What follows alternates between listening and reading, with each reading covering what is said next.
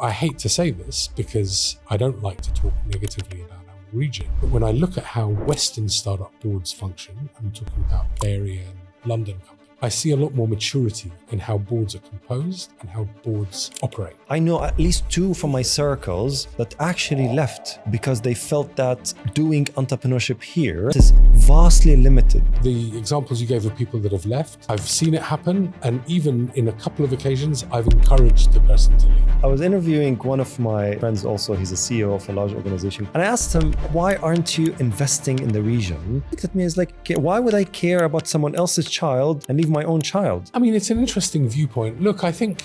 So do you think that founders' maturity and investors' maturity is not progressing or not progressing at the speed that you would want it to be? Yeah, it's a great question. I think that's probably right. You have a unique vantage point. You're a lawyer, especially M&A and VC lawyer. Mm-hmm. You are an investor. You're actually either a part or leading multiple angel investor networks. Mm-hmm. And obviously you have a vast experience in the entrepreneurship ecosystem and innovation ecosystem, because entrepreneurship and innovation are 2 faces of the same coin, right? Yeah. Let me start with this. Mm-hmm. And I've wrote some numbers here just to kind of paint the picture and then see where your feelings about it. So the dichotomy between San Francisco and Dubai, mm-hmm. right? Multiple reports just released a few weeks all the way to a few months back from PitchBook and others, right? Real data, descriptive, and quantitative. Yeah. It's not analysis from someone who's biased. No, it's numbers, right? I'll read the numbers to you, and then I want you to reflect on them, and then we can take the discussion from there. Sure. The population of San Francisco, I'm talking about Bay Area, right? Not mm-hmm. just the city, because the city is, I think, 800,000, but let's talk about the Bay. Sure. It's 7.7. In Dubai, it's 3.4 million, right? So that's about 2.3x. GDP, depending on where you're looking, 250 to 325 billion in San Francisco. Dubai is between 85 to 116 billion, right? So that's about 3x. Now, here's where it gets steamy. In almost all of the entrepreneurship / startup ecosystem rankings that are based on quantitative, and I've inspected the methodology, San Francisco is ranked number 1. Dubai is not even in the top 30. Yeah. Okay. So let's look at the numbers. Deal count in San Francisco, it's 19,443. That's 2024. Okay. Right? So that for the year. For the year, yeah. And exactly. The number again? 19,443. Okay. Dubai is just a little shy than 1,000, 958 to be specific. The total value is $430 billion. In UAE, it's just 5.7 billion, right? If we normalize to 1 million population, because this is the population, in the deal count is around 2,525. In the UAE, in Dubai, it's 282. Yeah. So that's about a tenfold. If we normalize, so if you say, oh, that's double the population, it's normalized. Anyway, exit count in San Francisco is 1,995. Mm-hmm. In Dubai, it's just 40. Mm. The value of the exit is 674 billion. In Dubai, it's 4 billion. Mm-hmm. The fundraising count, it's around 4,405 in San Francisco. In Dubai, it's just 47 fundraising. The total value of funds, venture capital funds, in San Francisco is 676 billion. In Dubai, it's just 4 billion. Mm-hmm. AUM. We're talking about assets under management. Yeah. Yeah. Why? How is the disparity there? Yeah, I mean... In your opinion. So population size and GDP, it's the same proportion. Yeah, so like between 2 and 3x, yeah. Yeah, I mean, look, I think but that's not I'm just saying this just to give everything the benefit of the doubt. Yeah. We have Singapore as part of the top 5. We have obviously China, we have India, I'm talking about cities, right? Yeah. Not countries, right? Yeah. So which has much lower GDP, much lower populations, much lower. I'm talking about not even the top 30. Yeah. Dubai is the 34. In another 2, it's 37. Yeah. Right? Yeah. Now, if you also correlated with the Global Innovation Index, which is the United Nations innovation sort of metric around the world for countries, for countries and cities. They're not even in the top 30. None of the regions, not just, so Dubai obviously is the top of the region, right? The Global Innovation Index, Dubai also is 32, 33 last year, right? And none of the other cities in the region is in the top 30. Whereas you have Singapore also, I think number 3 or 4. Switzerland is number 1, which is far in Global Innovation Index, right? And in ecosystem, in entrepreneurship. So these are facts. These are descriptive facts. I'm just saying with no value, good, bad, maybe. Switzerland is number 1 in innovation. That's interesting. And it's, by the way, so if you look at the methodology of the Global Innovation Index, it's based on 6 or 7 metrics. One of them is technology exportation, number of startups, number of, so lots of numbers. And there are other qualitative, like sophistication of doing business, ease of doing transactions, and so on and so forth. So there are qualitative and quantitative, but if you look at the quantitative, number of publications, number of patent applications, so there are a couple of numbers that if you just take those numbers as raw numbers and put them next to each other, there's a great disparity. And it doesn't matter where you publish a paper, for example. I'm not saying you have to publish in Harvard, even here. I mean, even the number of journals that you could publish in, it's obviously day and night between here and there. So even the scientific method is not as respected. Industry-academia relationships is almost non-existent here, whereas it's absolutely existing there, especially with big organizations such as Tesla and Microsoft and others. So what's your thoughts? So look, I mean, first of all, very interesting statistics. And of course, I'm never going to remember all of them, but I definitely got a picture. I mean, there's one thing I would say about the statistics that's worth looking into just to complete the, to have a holistic view, which is the growth rate. Right. Because I think if you look at the growth rate of, number of deals, assets under management with venture capitalists, size of transactions, number of exits, and so on, we probably have quite an interesting growth rate here compared to there. I mean, that ecosystem has been there for, the best part of 30 years. It's pretty stable. I'm not going to say they don't have the same growth rate. I'm sure actually there's a lot of growth there.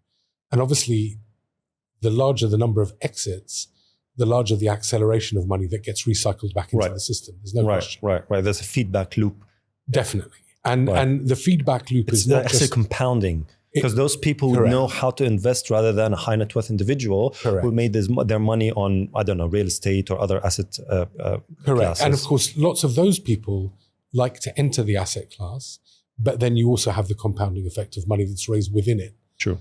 From the people that build it. And so the compounding effect isn't just recycling of or acceleration of capital, but also of human capital. So you have the expertise and the knowledge, people and the, the person who's now on their 3rd startup or has been a senior team in the, product development at one company, exited, and now they go off and start their own. And so there's a compounding effect there as well. I mean, so many different... but there's another thing. Dubai and the region is a talent magnet. I'm not talking about natives. Yes. Right? So people from outside come here. But then they leave.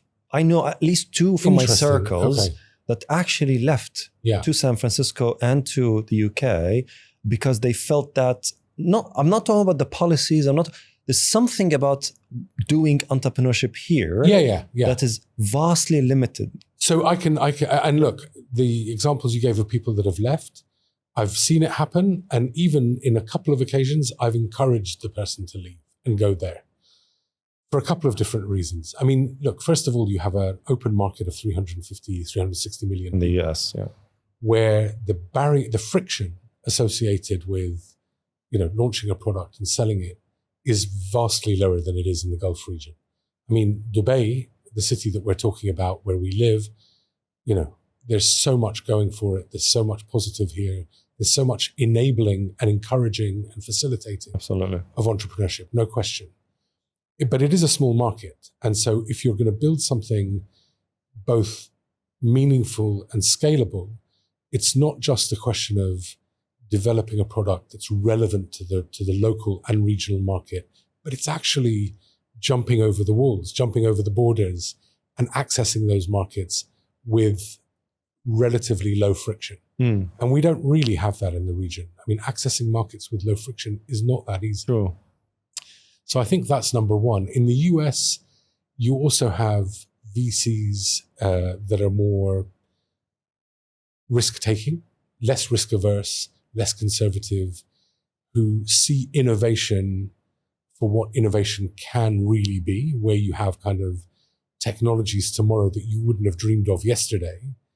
In our region, we've obviously seen a lot of companies being built on business models that have been developed, tested, and successfully implemented elsewhere. Yep. And where great entrepreneurs come and bring them to the region and localize them and make them relevant for the region. Right. Create enormous value, create exits. And, the famous stories. Yeah, Kareem, Souk, and exactly. Others. And, we have many more coming. I mean, Tabi, for example. Yeah, exactly. But the innovation piece becomes more challenging when you're talking about, like I said, the technology that happens tomorrow that you wouldn't have dreamed of yesterday. Yes. Now, of course, today, everyone's focused on AI. And from what I can see through my work, actually, is there's actually a lot of talent that's coming to the region that is starting to build real tech, real AI right here. But the willingness of investors to jump on founders and management teams and coders and developers who are developing this type of technology isn't really there. I mean, there is $4 billion or $5 billion under management, as you said, in the region. Yeah. That's a lot more than there was, 5 years ago. Yeah, it was 1.6. Yeah. But, is there still a relative conservatism here around investing in real tech, deep tech? Yes. I don't think that's quite there yet. Although... Relative to what? Relative to real estate, let's say? Yeah, I mean, relative to real estate, traditional asset classes, and also alternatives. I mean, real estate is one of the categories of alternatives, as you know. Yeah. Private equity is another one. Taban, we had a private equity sort of apex in this region, and then Abraj collapsed, and private equity almost completely disappeared because the capital to feed it just dried up. Yep. That's coming back in quite a big way. I mean, there is kind of almost an oversupply of capital in the region now, looking for asset classes beyond just traditional. From the region. Right.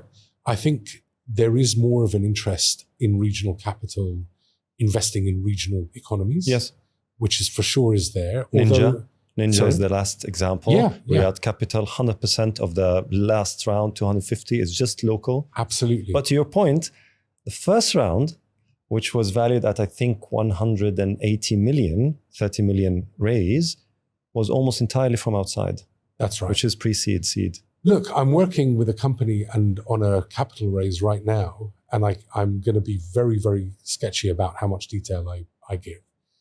But if this capital raise goes ahead, which I think it will, because I can see the demand for it, it'll be the largest first equity round ever raised in the region by many multiples. Wow. We're talking about... It will set a precedence. It will set a precedent. It'll be an enormous capital raise. Nice. First proper money into the company. That's what, seed or?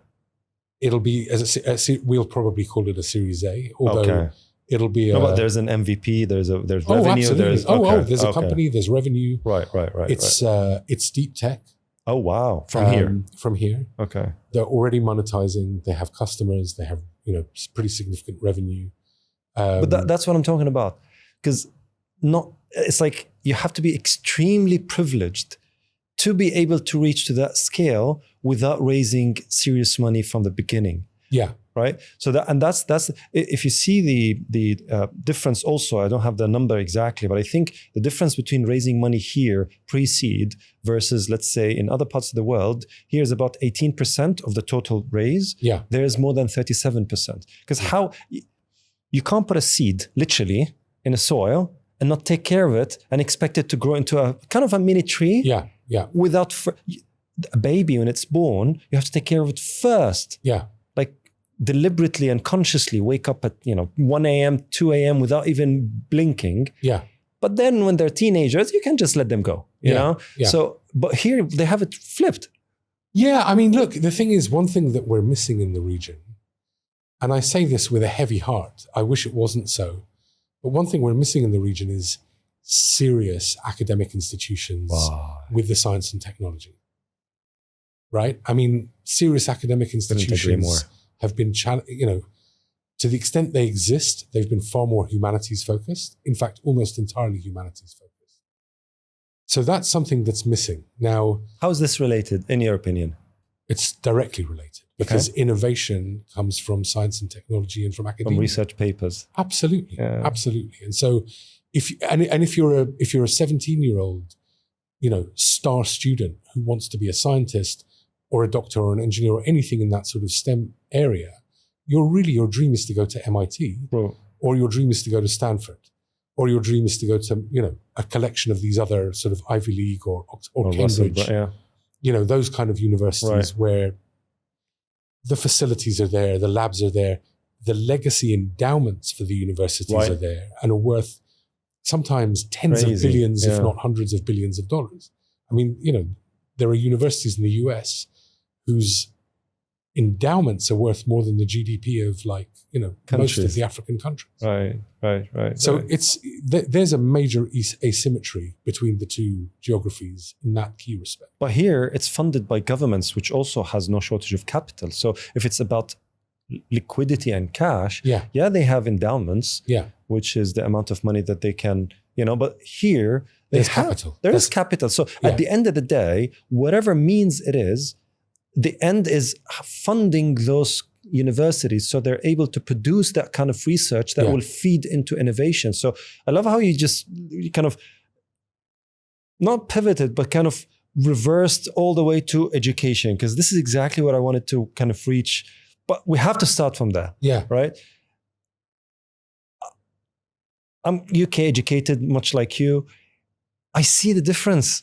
Yeah. I see that when I go to a university in UK, Glasgow, Edinburgh, Manchester, whatever, I can see the difference. Yeah. And I'm not talking about the students. The students are bright everywhere, right? The students are, on the contrary, but I mean, most of the students from this part of the world there are brighter than the students from that part of the world. So it's not about where the people are.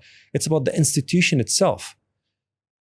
What I feel, and again, this is my anecdote, this is my feeling, and I need to hear your thoughts on this. It's more performative here than meaningful. Over there, it's more meaningful than performative. What do you feel about that? Yeah, it's a good question. Look, I mean, in the Middle East region, if I can use that clumsy expression, it's interesting because... Let's talk about Jordan. Yeah. I mean, well, let's talk about Jordan and the Levant region. Right. In all of the Levant region, your path to social mobility comes through education. Yes. And that's culturally ingrained in our societies for the last 100 years. True. So the student that goes and ultimately ends up with a doctorate is somebody that has really achieved something, and that's highly recognized and highly respected. And in fact, if you look at the way most governments in the Levant region are formed, it's usually the person in the position of ultimate PhD power holders, looking for the PhDs, True. Looking for the academics, looking for the people that have come from these institutions. In the Gulf region, I think that's beginning to happen, but it wasn't always there because there wasn't, number one, population sizes were quite small. Yes. With the exception of Saudi Arabia, which has been sending people to academic institutions for decades now. True. But now across the whole of the GCC region, as populations are growing, as the governments are looking to seriously diversify their economies, and they really mean it, clearly. True, 100%. They want to diversify no doubt about that, from the sort of, the oil and economy. Gas,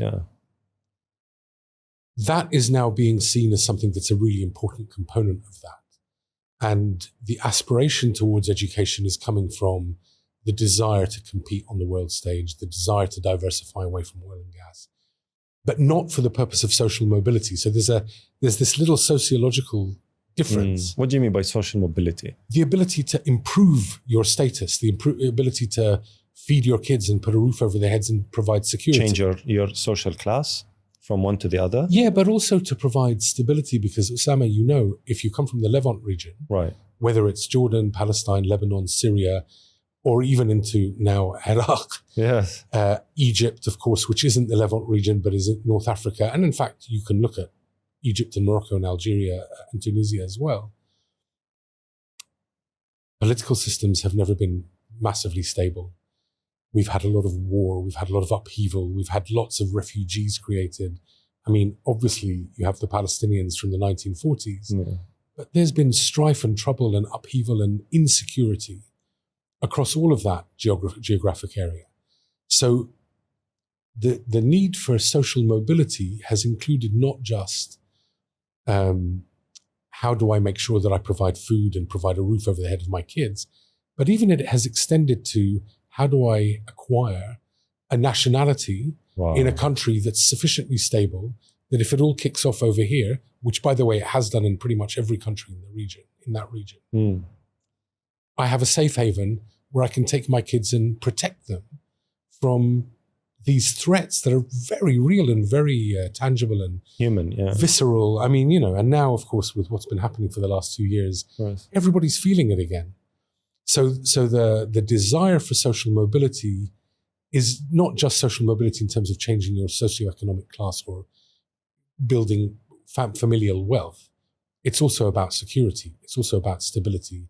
It's also about being able to live a peaceful life where you can look at your kids and not worry about what's going to happen to them. So that, I'll tell you what, that's one contributor. Yeah. Let's say that's one inhibitor. That's one kind of an element that slows down our growth to a higher innovative, higher or better entrepreneurial ecosystem that allows people to kind of open a business, fail, not worry about, paying the bills or going to prison, open the other one, access capital from whatever sources it is, whether it's family offices, whether it's angels, whatever it is, the kind of, it's one contributor. But I don't think it's a blocker. Like it's slowing things down. I mean, come on. If I look at the United States and what's happening to it right now, whether it's societally, politically, economic, whatever it is, it's in much, much worse. I mean, I've interviewed a couple of 3 people who've never been to the Middle East before, from New York, from Texas, that came here for an event, and I was able to kind of host them here. And they said, Osama, you're living in a place where absolutely the lifestyle is so secure and safe. Yeah. I'm walking down the street, not worried that my watch is going to be taken. Yes. That's not going to, no one is going to harass me, And that came from both male and female. Yeah. So that's even more visceral, in my opinion, than the risk of obviously losing, lifestyle or houses or safety, generally speaking, is there. I'm not denying it, and it's real. Yeah. I'm saying it's one contributor, but it's not a blocker. Don't you think? No, I agree. And look, I mean, I live in Dubai with my wife and my 6-year-old daughter. And I thank God every day that I don't have to worry about their safety or their stability or their security. Relative to London, let's say. Absolutely. And this is a great point. I mean, there's a lot of decline happening in Europe and North America, which, we're not seeing here. Which is why, of course, among, some circles in Europe and North America, there's a lot of kind of negative talking about places like Dubai. Of course. Which comes from just a place of pure prejudice, to be honest with you. But I want to take it back to the question of the academic institutions, because that for me is because fundamental. What's stopping them? I mean, if I have, because I've spoken to university, I've tried. This is part of why I started Aximind, my venture here, is to actually see and understand what's stopping universities from actually collaborating with the business world. And every time I speak with many really high-profile university presidents, they either blame the industry, they blame and I tell them, okay, what have you done exactly? And have you done a study, just a basic study of what happened? Because sometimes if you publicize it in a study published, it might bring to people's awareness and then people start to change. Yeah. And they're just focused on student acquisition, funding, and can we get funding here? It's like there's very primitive way of looking at the institutions rather than its actual role. I think that's true. And this is where the difference between a sort of 200-year-old endowment is different to the availability of sovereign wealth that could, for example, fund the development of academic institutions. Because I don't think necessarily those two funding sources look at it the same way. I mean, an endowment is an endowment. It's old. Alumni contribute. The super wealthy contribute. And these endowments grow at an extraordinary rate. I mean, they're like big pension funds. They're managed by asset managers who grow them very quickly. So it's beginning to happen that these sort of academic institutions are thinking about putting campuses in places like this. I mean, I'm a bit cynical about that because tell me about it. Yeah. I'm like, okay, so what do I expect if I have a nanny who's raising my child? What do I expect from her that I can't do even 10 or 20-fold better? Yeah. Let me explain what I mean. Yeah. I was interviewing one of my friends also. He's a CEO of a large organization, corporate, obviously multinational, headquartered in the US, but he's leading the region's office. And I asked him, why aren't you investing in the region from R&D, from technology production, from everything? Why is just sales offices? It's to me, it sounds like extraction points, not contributing points. Absolutely. And he looked at me and he said, and I think I have it on record even, he looked at me and he's like, why would they care about our well-being? I mean, they're not harming us, practically speaking. We invited them here, we sponsored them here, but why would they care? Why would I care about someone else's child and leave my own child? Yeah. I'll care about my own child. Yeah. And that's philosophically, by the way, and morally correct. Yeah. I mean, there's a paper in philosophy about moral, objective moral values and so on and so forth. And it says it's actually immoral if there are two people, let's say there's fire, and there are two children in the fire. One is your own and someone else's child. And you can only save one. And you know for a fact that the other child, you know, this kind of thought. Sophie's choice. Exactly. Yeah. You have to actually save your child, even if you know the other child will be someone who will save millions afterwards when they grow up. And that's how people view it. If you actually save someone else's child, people look at you as you're crazy. You left your own child to die. So I'm not pointing at some wrongdoing from someone else's behavior because they take care of their own. That's perfectly fine. That's actually how it's supposed to be. I take care of my own child, not my neighbor's child, if I have to compare between both, the priority-wise. Why don't we have our own Harvards, our own Stanfords, our own MITs? Yeah. Look, I mean, and you make a very good point. And I think the thing is that going back to this point about the cultural drive to send your children to good universities, and have them compete to get into the best universities, you know, it's always been a truism in our region that you will get the best education in the United States or the United Kingdom, and that's true. And it's true. And that's objectively true. I mean, I've studied my undergrads here, and I was doing my PhDs at the University of Manchester. Some other friend of mine was doing his PhDs in Jordan. Yeah. And when we sat together, there was obviously there's an infinite number of variables that go into that, so I'm not reducing the kind of conclusion. But the point is, they were doing exams. It wasn't research-based. It wasn't analytical. There's no critical thinking. There's no epistemology. And there's no labs. And, there's no labs. There's no exam. So I agree with you. I mean, in the objective sense, of course, there's those universities are much superior, objectively speaking, in all metrics.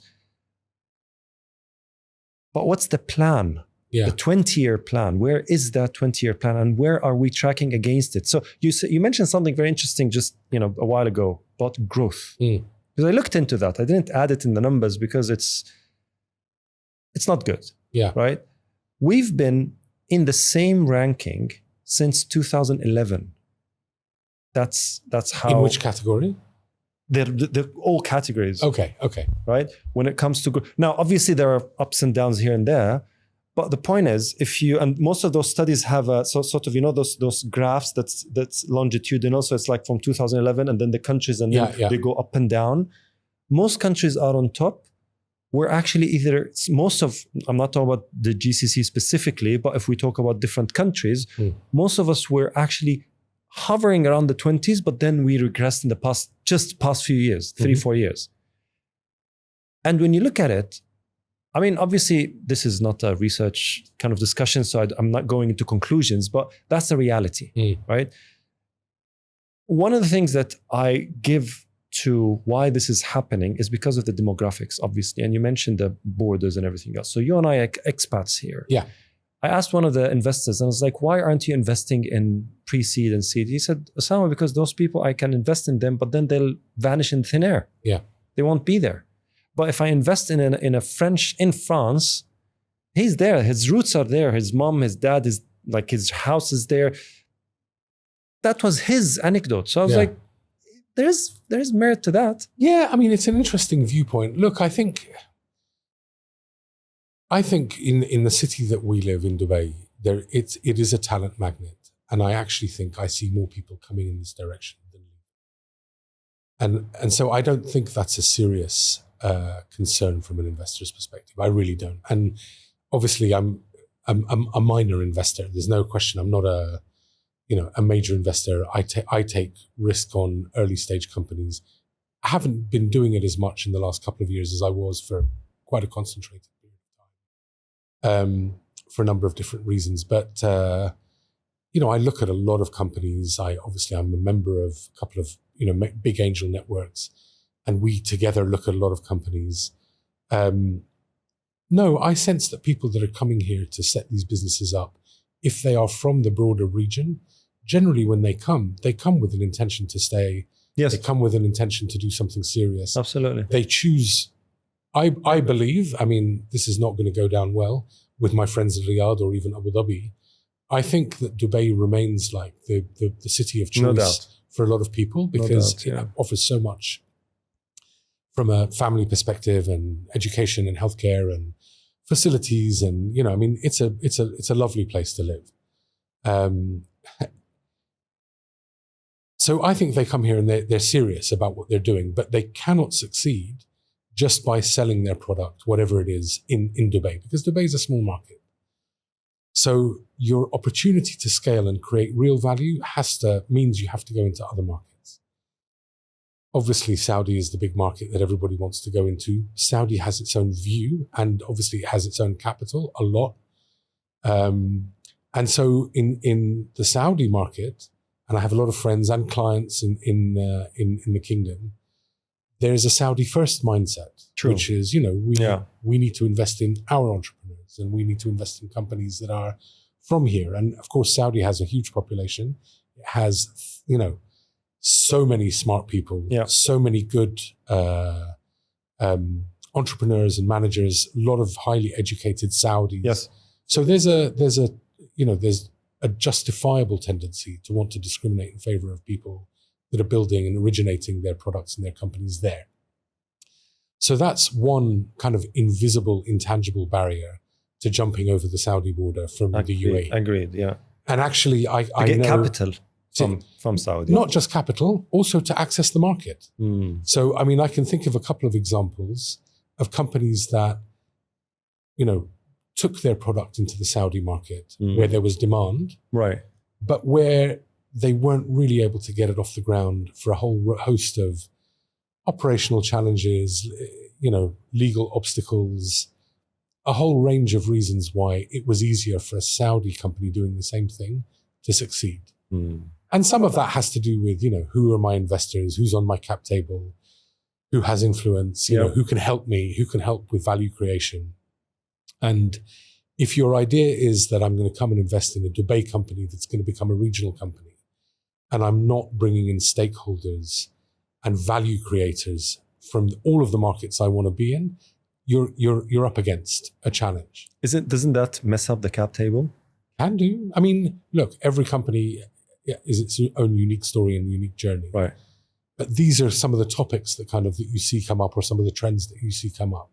And like I said, I've seen companies that are originating in Saudi doing things that compete on a product basis with companies that are doing the same thing, say in the UAE. Mm-hmm. And if they're Saudi first companies and their investors are Saudi, they generally are doing quite well because it's a product that for which there's demand, there's product market fit, the use case is fully understood by the investors, the market.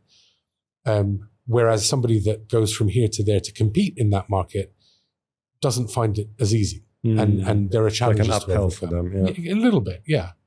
And then you have the legal side, and the Right. legal side is complex, by Yes. the way. I mean, and this, so, part of my client base also includes investors from the San Francisco market or from the Bay Area, let's say, and even Europe. And one of the things that you find yourself explaining over and over again to people who are coming for the first time to the region is sort of explaining the legal landscape, because it's actually really complex. I mean, the UAE... In what sense complex? So I kind of enjoy telling this, although it does make some people's eyes glaze over. But the global kind of legal and legislative environments break down into two different models, broadly. One is the common law model and one is the civil law model. Right. The common law model originates with the Romans, but is nowadays... Popularized by England. Very much. Right. And so nowadays it's sort of very much associated with the English and the Americans. English law actually was the prevailing governing law in commercial agreements for global trade for many, many years. English law, the English courts were the kind of gold standard. The US is a slightly spin-off. Its own case, because the US court system has peculiarities that the English court system doesn't. Right. Particularly when it comes to litigation and how courts and judges think about things like damages and so on. So global trade was never predominantly governed by US laws, because the English legal system was regarded as being more de facto, reliable, conservative. Right. You don't have concepts like punitive damages and things like that, which the American legal system does, which is why it's a very litigious country. So you have the common law system typified by the English, exported to all of their colonies. So, Australia, New Zealand, Canada, all of the countries like that have legal systems that are very similar to the English. Singapore. The civil law, which originates, you could say, with kind of Napoleon, and then exported actually through the Napoleonic connection to Egypt, and then exported to the rest of the Middle East from Egypt, is a different legal system. It's more prescriptive, it's more legislative.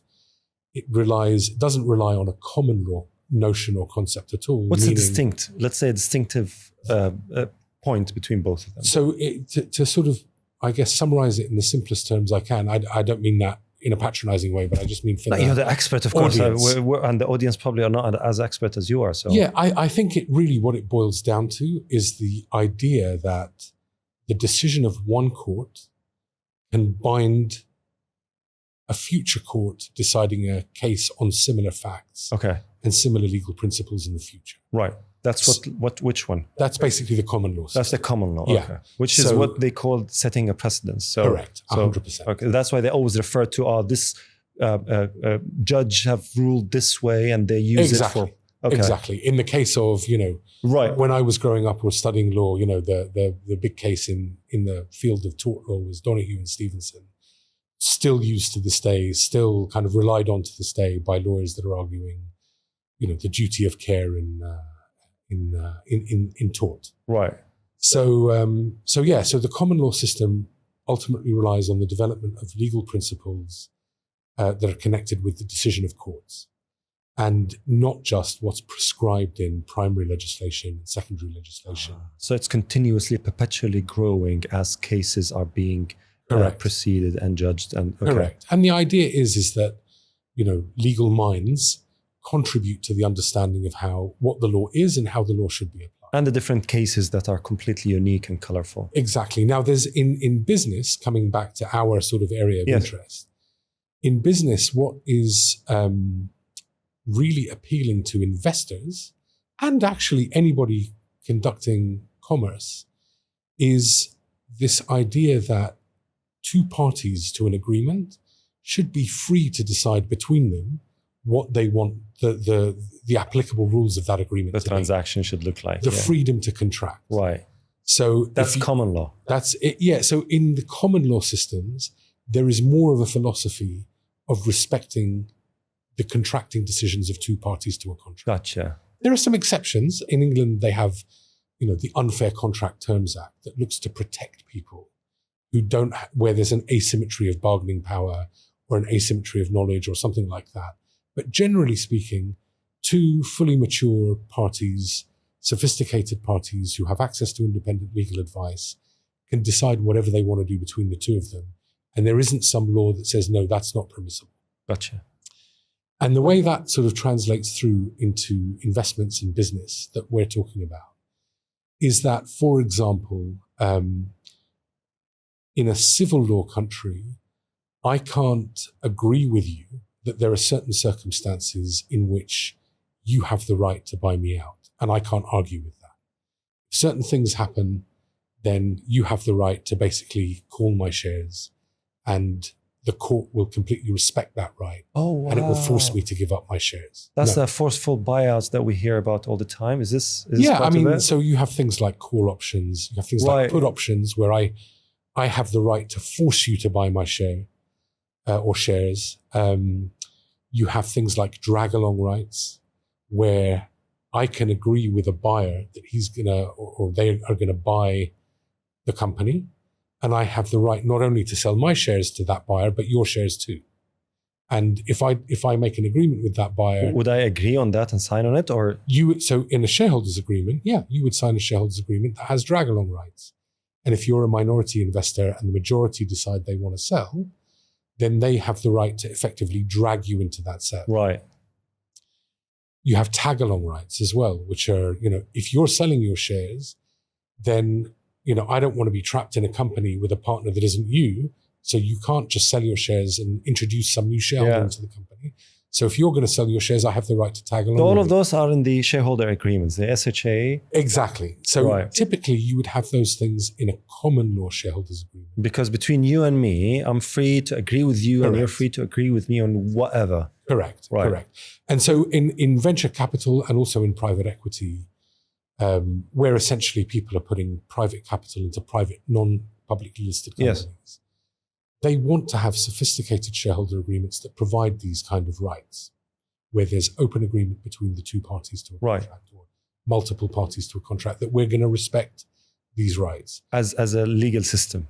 Within the legal framework of that shareholder agreement. And then there are other things that come in, particularly in VC and private equity, like economic protection, for example, or economic preference. Okay. So you've heard of preference shares or preferred shares, or you've heard of a Series A financing round. Yes. The reason it's called that is because the company, when it's established with a single set of shares that are known as ordinary shares or common shares or common stock, as they call them in the US. But when I raise capital from a venture capital investor, I will issue a new class of shares called the Series A preferred shares. Yeah. And so that's a different category of shares that has certain rights attaching to it that don't attach to the ordinary shares. Right. So that person who comes in Series A is now a preferred investor because they have rights that discriminate in their favor in certain circumstances, liquidations and things like that. Yeah. And so the idea there is dilution and others, and dilution is, dilution is part of issuing shares to anybody. Right. Dilution affects everybody on the cap table. But some people have fixed dilution, like they can't be diluted, right? Exactly. And that's exactly one of the preferred rights. Exactly. Is an anti-dilution right. Yeah, anti-dilution, exactly. So if, I've done a Series A and I now want to raise a Series B, but I can't raise that money at the same valuation I did at my A round, and I have to raise at a lower valuation, the people who invested in the A round will get issued some bonus shares to compensate them for the dilutive effect of the B round. But that will only happen for those A investors, not for the common shareholders. For example, management teams and your staff basically that get their stock options. Yeah. So so this is all of these sort of examples of terms and conditions within the SHA, the shareholder agreement, is governed, protected, and encouraged by the common law. That's what you're saying. Now this respected by. Yes. So if you take that shareholder agreement, even if it's kind of devaluing my own rights, as long as I signed on it, as long as I agreed, the common law says it's your fault. Correct. Right? You can't complain. Yeah. Correct. What about the civil So in the civil law, your company's regulations and laws are just more prescriptive. Okay. And so a lot of these rights would not be respected by the courts because the law is much more prescriptive in terms of what you can and cannot agree, particularly in relation to things like disenfranchisement. Right. Disenfranchisement, excuse me. So another example, I mean, this is a really, really simple one, and yet it's so fundamental. In the civil law, and that includes, for example, the UAE Commercial Companies Law, but includes the companies laws around the whole of the GCC. Mm. If I'm going to sell my shares, Right. you and I, you're the buyer, I'm the seller. You and I physically have to go to the office of a notary public. Oh, really? Yeah. And I have to sign, in Arabic, it's called tanazul. Right. It's like selling an apartment or any other asset. فالتنازل يوقع أمام كاتب عدل. In English, كاتب عدل, yeah, yes, the notary public has to witness the seller. What's tanazul in English? It's surrendering. Surrendering, yes, Yeah. yes. So the person who's giving up their shares or selling their shares has to physically sign on a surrender, and the notary public has to witness that. And not until the notary public has notarized that surrender can those shares actually be transferred. Which means that if I have a drag along right, and I say, I've made an agreement to sell the company to this buyer, and I'm dragging you, well, unless you physically turn up and sign that surrender in front of a notary public, Which you might refuse to do. Then I'm stuck. So that That clause drag is along void. right is meaningless. It's meaningless, exactly. Oh, it has no wow. value. And that's the civil law compared to the common law? Or? Correct. And by the way, I mean, all of this is kind of, to some degree, oversimplification. Right, of course. Because it's, there's a lot of detail and nuance to all of this. But I'm giving these examples as... It's kind of distinct between both, or the distinction between the common law and the civil law. So that's why some people prefer opening companies in the IFC, because it follows the common law. That's exactly what I was about to go on to. Absolutely. So DIFC, ADGM are the two jurisdictions in the whole of the MENA region that apply the common law, that apply in English law. Which investors obviously love, because they are able to kind of put their hands and they have the bargaining power with all their infinite resources. Exactly. So until DIFC... I never knew that. Yeah. Because I always work with people. I was like, oh, if you're ADGM or if you're DIFC, then investors will kind of pounce on you. You're investable. Like, you're investable. That's the word. Yeah, exactly. Oh, goodness me. And so it's all about power. It's all about freedom. It's all about to contract, and it's all about also the courts of those jurisdictions respecting the right of the parties to contract. So when I sign that shareholders agreement, but there's an imbalance in power. Between I'm a founder, and you're an institutionalized investor with infinite resources in all walks of life. Well, yes, but that's... I mean, I'll tell you a small example on that. But that's not an imbalance of power, actually. I don't think so at all. Yes. I agree with you. Okay, so maybe I love... You see what? I love talking to you because you're very particular about words, and I'm too. So I take it back. It's not exactly an imbalance of power, but let me put it this way. And, I wanted to kind of get your opinion also on that, because you had, countless numbers of deals. You're an investor. Again, your vantage point is so unique. Yeah. What's the founder's maturity when it comes to the term sheet, the shareholder agreement, their understanding of what to negotiate with investors? And especially because you're not an investor unless you're extremely educated, extremely experienced. You can't just play with that sums of money and you being an immature sort of person. However, you can be a founder and immature. I mean, that goes without saying. The reason why I'm asking is I have one friend of mine. He's a partner in one big VC firm. But the other day we were talking to each other, and he said, "Oh, I just bought a company, and they're like, they have potential." I was like, "Oh, wow!" So I'm always intrigued about the valuation. I was like, "How did you do valuation?" It's like revenue multiple. It's like, "Oh, really? So they're like big?" It's like, "No, they're small." It's like, "But that's unfair." Yeah. Because revenue multiple, I mean, their revenue is minuscule. Like, "Yep." I was like, "So you're okay with that?" Like, "Why wouldn't I?" I was like, "So they were okay with that?" Like, they didn't know.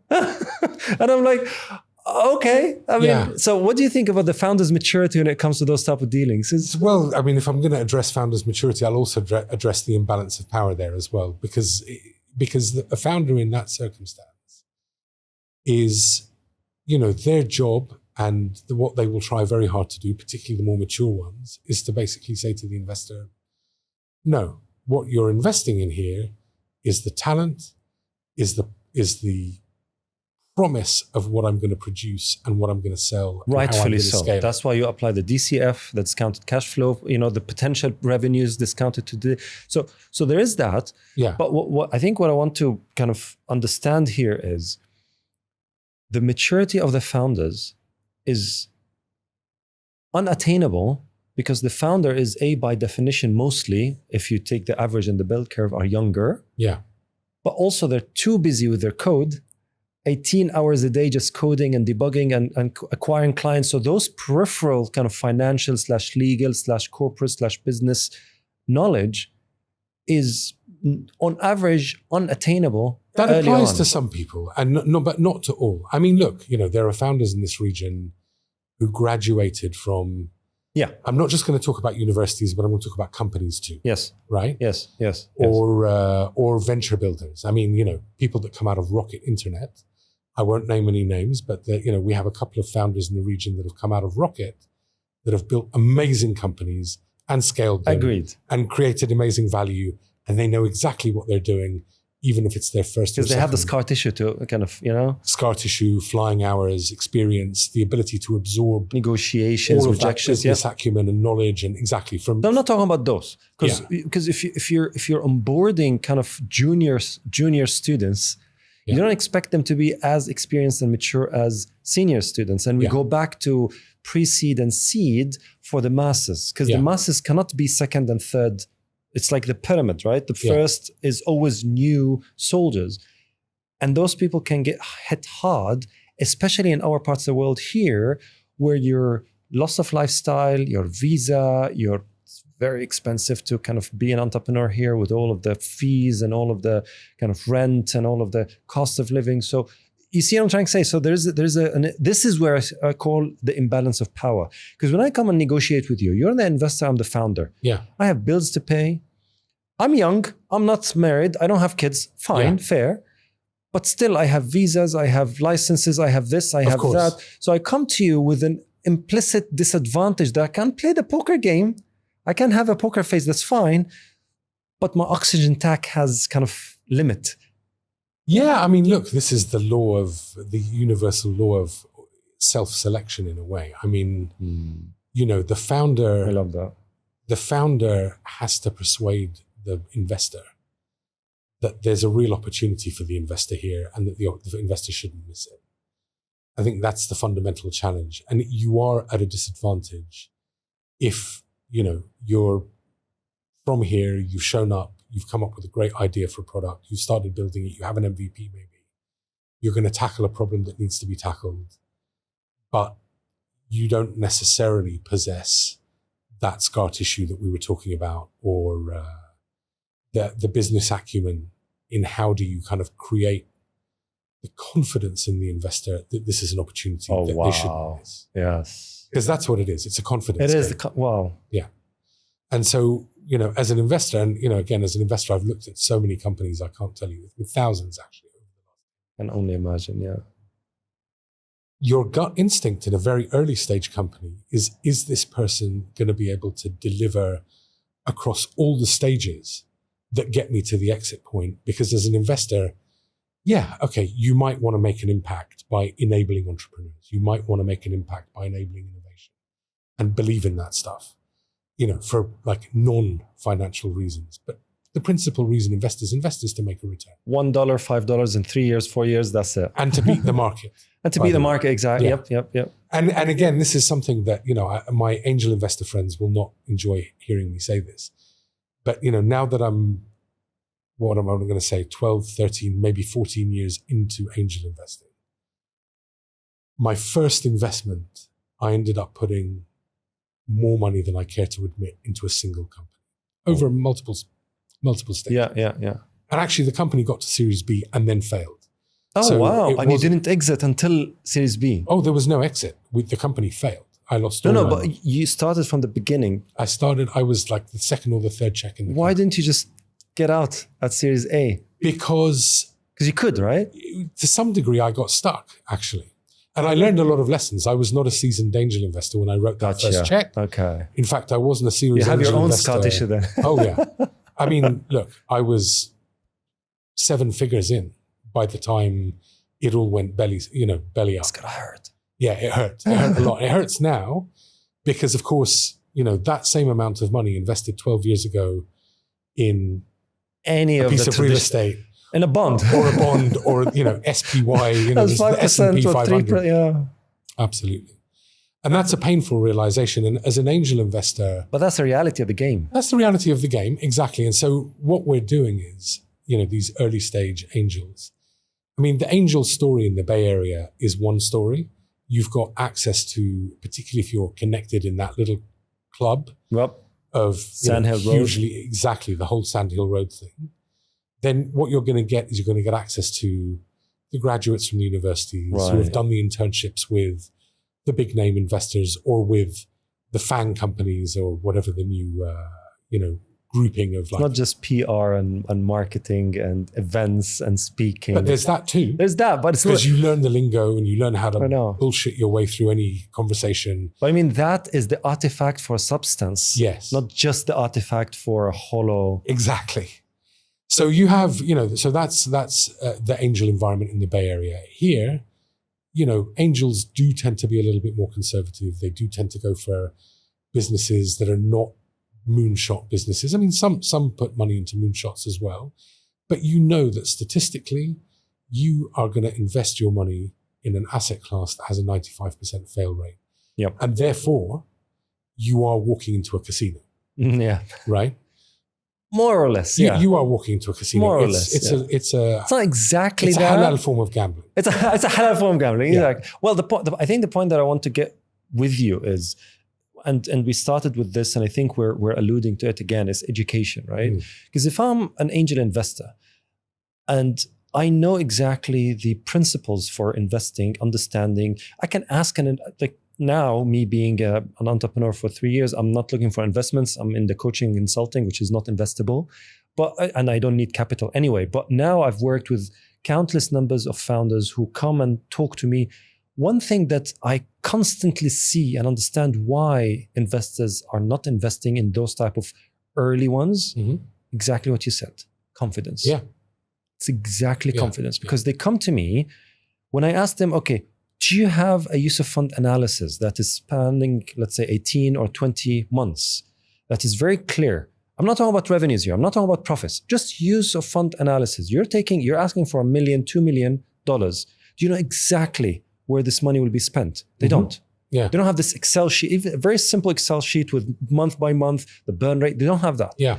And I'm like, how do you expect anyone to give you money?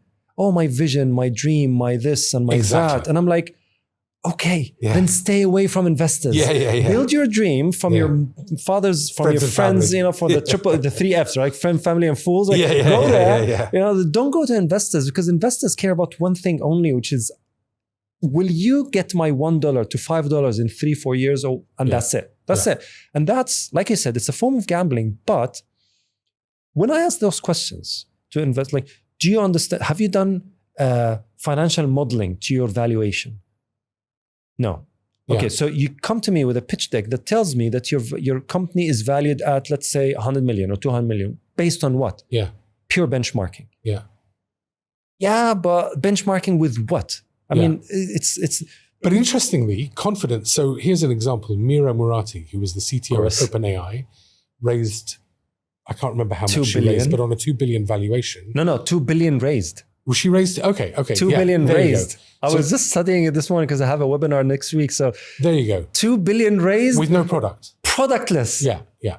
But to your point, and this exactly affirms what you were saying now, it's all about the founders. Yeah. She is someone who not only founded, she's part of the founding team of OpenAI. So how bigger, I mean, it can't get bigger than this, right? And by the way, there's a ton of scar tissue on multiple layers of scar tissue with OpenAI.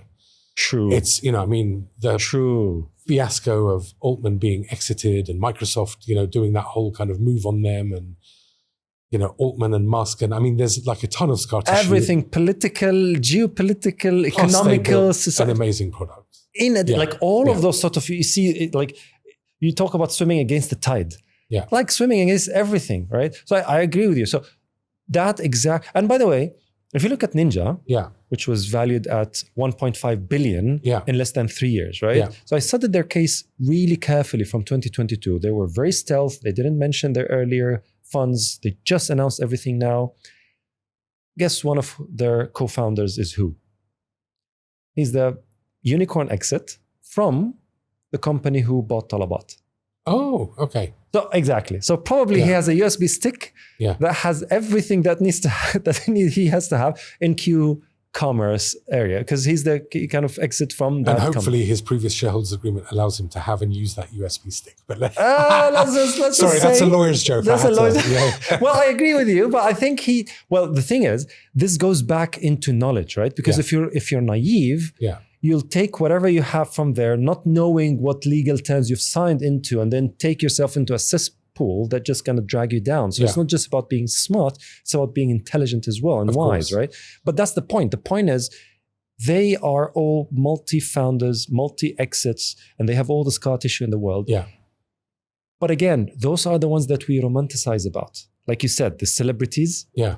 But the rest of the founders in the Bay Area and otherwise in the world, they raise. I'm not talking about successful exits. Yeah. I'm talking about even failures, but they still raise. That's true. But remember, that 95% fail rate applies there too. Yes. So, I mean... But it's balanced. Yeah. Because the numbers that I just showed you now, I mean, with volumes, things get balanced a little bit. Because if you have 10 companies that you're invested in and 9 fails, you have 1. Yeah. 20, you have 2, right? And those 2 will be astronomical, like 3x, 4x, maybe 10x sometimes. It depends. Potentially, right? Which will pay off for everything else. Yeah. Now, if you invest in 5, there's a chance that none of them will be even. So you have to play the volumes game, and that's the problem. The numbers that we have now and we had for the past 10 years and more, it's not increasing from investors' perspective. Yeah, and I mean, our market, I still don't think is big enough to play the volume game, because you still don't have number of startups, adequate supply of deals. Exactly. Interesting. But it's I mean, it will happen because the region has become, particularly Dubai, has become a talent magnet. Like I said before, I am seeing more people coming than leaving. Very talented people. Actually, what about the raises? So even the raises, I mean, again, I can't name names, but I just closed a transaction for a Bay Area fund in an AI company where the management team and most of the management team are based here. And the founder is, US academic provenance, but ethnically and heritage-wise from the region, and is living here and building here. There are a number of companies like that, actually, where, founders came and sat here in this city and built global products, but based most of their management team here, raised their capital from the Bay Area or from Europe. Nobody even heard of them. And then they did $1 billion, $2 billion exit. And then people heard of them. They're like, oh, that person lives in Dubai. Actually, you only know that by looking at their LinkedIn. Right. Checkout.com is a perfect example of that. Yes. Founder was based here. Oh, wow. French guy, but I mean, that's the demographic of this part of the world is anyone who's living here as a resident. Yeah. So that is happening. I think the talent magnet thing is happening. I really hope the region gets its act together around academia. That will make a difference. I'm not seeing the signs of it yet, but there is money. Why is that? Starting to go into R&D. Look, I think... Why don't you see the signs of it? Not why don't you see, why isn't there signs? Because I agree with you on the signs. I mean, look, I'm not an expert on academic institutions and the sort of financial model and the business model and the kind of psychology around academics. Because the problem with if you want to be a respected, serious academic, all of your value and credibility rests with the institution that you're in.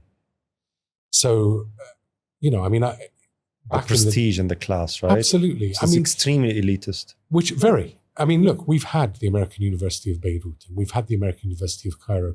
Even Jordan University actually provided courses in education at a very high level. Absolutely. And I know graduates from Jordan University in the legal sphere, but in the medical sphere as well, who are exceptionally well educated and who have done extremely well in their careers. But because their careers didn't depend on them being recognized as being a graduate of Harvard or MIT or Stanford. Yeah. And the same can be said of the AUB, and the same can be said of the AUC. And the AUB to this day remains actually one of the highest quality, if not the highest quality academic institution in the region, which has suffered all manner of issues. Imagine. Whether it's access to funds, currency, the political environment, all of that stuff. But I know, again, really serious and globally recognized academics that are now, that either graduated from there or that are going back there. They're going back there, yeah. But yeah, we need to see more of that. Now, I am also seeing, again, through my day job, I don't know why I call it my day job. I don't have a night job, but it's like my legal... You're not a drummer? Legal career. I am a musician, actually. Oh, you're serious? Okay, wow. Okay, so that was a good shot. That's what I do in the evenings. But yeah, I mean, in my legal job, I am seeing sovereign wealth being committed in a meaningful way, but usually through private investments into companies that are developing real technology and doing real scientific R&D, where, for example, meaningful capital is put into a company that's based in the US or based in Europe with the potential for life-altering capital to support R&D, if only that company will come and establish R&D in the region. Right, okay. And there's also the ICV, right, in-country value. With most of the kind of these type of agreements, you have the kind of ICV or the in-country value sort of clause, so we're seeing which is sometimes 20%, 30%. They have to be developed within the region. Correct. So you're seeing more of that in terms of investment that's coming from... These are all... I mean, that's the thing that always I grapple with, right, Abdullah? Governments here are far ahead from everybody else when it comes to growth. Yeah. Whereas everywhere else in the world, governments are just taking the back seat, and all the corporates, all the private, all the people are doing the job. Yeah. Here, it's the opposite. People are, I feel like governments are tired from the amount of times they're shouting from rooftops for people to do things. Yeah. And when I say people, I mean, either investors, family offices, high net worth individuals, companies, corporates, whatever, from the region, but they're not doing it well. Yeah. So, and to bring it back to founders, to investors' confidence, and that goes into the founder's maturity, because if the founder is mature, investor will be confident, and therefore the transaction will happen. Out of all the deals that you've done and all the kind of transactions that you've observed, whether directly or indirectly, what's the one common mistake that you see founders do that alienates investors? If something pops up. Alienates investors. Yeah. Reduces confidence. Yeah, that's a good question. And I've seen a few different things. I mean, look, I think lack of transparent and authentic and honest engagement is a big one. It's a common theme. What do you mean? So, and look, I mean, there are two schools of thought here. One school of thought says an investor knows what they're doing. They know what risk they're taking. Their job on day one is to evaluate the founder or the team and their plan. And once you've made that evaluation, give them their money and piss off. Sorry for the bad language, but it's like, give them their money and let them do what they have promised you they're going to do with it. And if you overburden them with reporting rights and, monthly reports and blah, blah, blah. And board meetings. You're just taking board meetings, exactly. And also what happens in board meetings. Yep. I've if you overburden them, stories on that, yeah. Lots. And by the way, that is a major theme I see in what goes wrong with companies. Yeah, if you overburden them, then you're taking them away from running the shop, basically. Yeah. And running the shop is how they get killing stuff their done. Spirit, right? Yeah, and you can do that too. I mean, yeah, I know a pair of founders who founded a very successful company here who were a little bit naive kind of in their fundraising over the years. And perhaps there was a bit of an asymmetry of bargaining power with their investors. They ended up in a situation where they were diluted down to 15% total ownership of their company as founders. Why would they work? With, sitting on boards where there were more investors than them on their board. And they basically felt like they were employees in their own company. And the demotivating aspect of that was actually pretty seismic. But yeah, in terms of, what founders do that alienates investors is they're not keeping in touch with their investors. It doesn't matter how. That's a common, okay. They said authenticity and honesty. So do those two come together? As in you have to get in touch with them as much, be transparent? Depends. I mean, I think the most common mistake founders make is taking the wrong money. What do you mean? Like taking money from somebody that doesn't fully understand what they're doing with their money. And how would they know? How would the founder know? Yeah. Yeah. So there's an element of sophistication and getting sophisticated enough to know the difference. No, how would you know that the investor knows? Is it like they raised in companies similar to yours? Like if you're in agriculture, you'll go into someone who's investing in AI, right? Yeah. There are lots of things. Look, there are lots of things that you can look for. I think the thing is coming to entrepreneurship when you want to raise capital from third-party investors, you've actually got to prepare yourself for that journey. I mean, building and selling a product is just one part of that journey. Where you get your capital from is another part. You've got to be just as knowledgeable about the first as the second. Yes.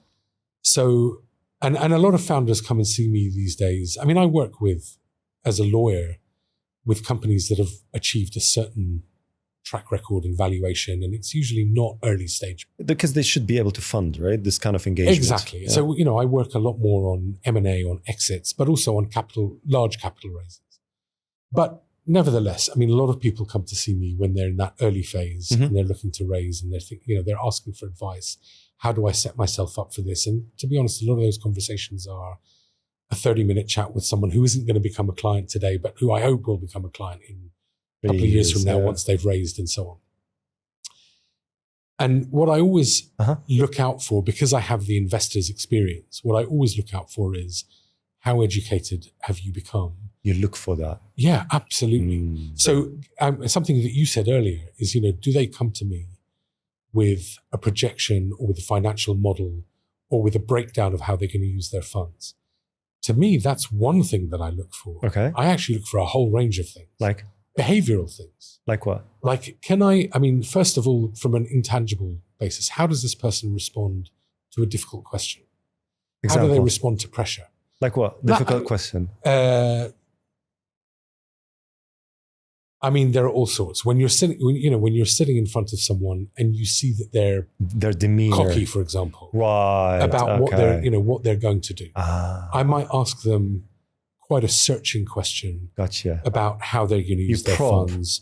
So you pick up on a signal in their psychology, in their behavior, or something they've said. Oh, something that's said, and then you probe into it and see their reaction. Yeah. Okay. So actually, a good example. Yeah. Somebody says, "This is how I'm going to market my product." Gotcha. Okay. And I'm sitting there as an investor, and I've seen 1,000 companies that are selling in a similar way to the way they'd say they're going to sell. I will ask them a question about their go-to-market strategy that points out to them, not in necessarily a confrontational way, but in more of a Socratic way. Gotcha. Yeah. There's a flaw in your go-to-market strategy. Can you tell me what it is? And if they're bright, they'll see that that's actually a challenging question. If they're not bright, they won't see it. So immediately, for me, that'll be like red flags. And like, they'll go into defensive mode. Isn't even reasoning. Gotcha. With what I'm asking them. But if the person is, sees what I'm doing, then there's one of two ways that they can go. One is with a certain degree of reflection, humility. We were having a conversation earlier about you asking a question of a professor. You told me about all of this, but you somehow completely missed out this part of the history. Why did you miss that out? So a reflective and authentic and confidence-inspiring professor or founder in that situation will absorb the question that you've asked, will reflect on what they've said and how they're looking at the thing that you've asked them about. And we'll come back to you and say, you know what, that's a good point. I need to reevaluate how I'm thinking about this. Doesn't mean I'm always right, by the way. But a reflective person will sit, listen. They might even go quiet for 10 seconds and come back to you with a confidence-inspiring answer. Another route to go might be to come back and just hit you with a defensive response. says, of course I've thought about that, when they really haven't. And this happens? People do that? All the time. Founders? Yeah. And it happens. What do they expect when they do that? Is it just immaturity? Well, I think there's a lack of self-awareness. Gotcha. So again, these are the intangible things you look for, is how much self-awareness do you have? How much do you know what you do not actually know? When you tell yourself, I've founded a company and I'm the chief executive officer of the company, do you understand what that actually means? Yes. And actually, again, I see CEOs, a lot of them don't understand what that role, what the job of a CEO actually is. You have a responsibility for all the pillars of a successfully operating business, whether that's talent, product, marketing and sales, finance, exactly. Every aspect. And you should really have somebody who's in charge of each of those reporting into you, where you're effectively giving strategic direction, saying, yes, this is how I'm going to interact with each of those 5 pillars, but I've delegated enough responsibility to the people with domain expertise to go away and come back and tell me, what's my go-to-market strategy? How am I going to manage our finances? So yeah, all sorts of things. So you start with the finances, which is the use of fund analysis and exactly how the fund is going to be, spent for the period that you want to spend it in. Then you have the behavior, plus the fundraising roadmap into the future too. Wow! Because I want to see that. I want to see evidence that you've thought about that. You're going to pivot. There's no question that during your journey, there are going to be things that make you take stock and think, okay, I need to rethink that. But I want to see somebody who says, from today until the day you exit, I have an idea. And this is potentially how much you'll exit in, and this is why? No, yeah. I mean, look, ideally, that's my job. My job as an investor is to see the prospect of Right. I think, I might say to a founder, and I do say to founders quite a lot, what's the path to exit? Who do you think is going to be your obvious, what do you think is going to be your obvious exit? I mean, if you're in the US, of course, the vast majority of founders aim for an IPO because they have a high volume capital market environment. We don't have that necessarily here. So it's very fragmented here. Very fragmented.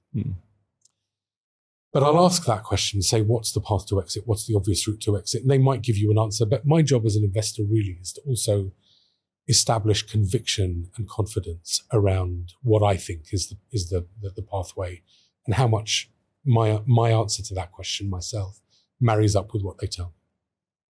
And then, across that replicates itself across everything. Talent. What is your talent roadmap? I mean, there's product roadmap. Talent acquisition, you mean? Yeah, talent acquisition, incentivization and remuneration. How are you going to manage? A person who can manage a 5-person team isn't necessarily a person who can manage a 500-person team. And again, in our region, and this comes up time and time again on transactions that I see or companies that I'm involved with, either as an investor or as a lawyer or both, is what happens when a company hits an inflection point and the existing management isn't necessarily the appropriate management for the next phase of the company's life cycle.